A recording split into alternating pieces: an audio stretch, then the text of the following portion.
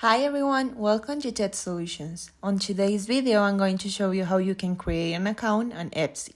On this platform, you will be able to buy and sell unique and exclusive products. So first, we're going to go to Etsy.com. Being here on the upper right part, we're going to click on sign in, and here we're going to click on register. Now it is going to ask you for your email, your first name, and a password. Or also is going to give you different options like Google, Facebook, or Apple. For this case, we're going to use our email.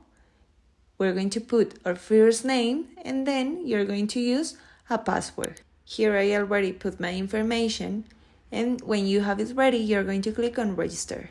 You just have to wait a few seconds, and your account will be ready. Like in my case, I already have my account, as you can see. On the upper right part, there is my profile. And now that we have it ready, let's go around this website a little bit. We have categories, and there you're going to find a lot of options like home, clothing, weddings, accessories, electronics, so many options. Or if you are looking for something specific, you can just write down and search what you're looking for. Remember that on this platform, you're going to find so many unique things, and also you can sell them. I hope you like this video. See you in the next one.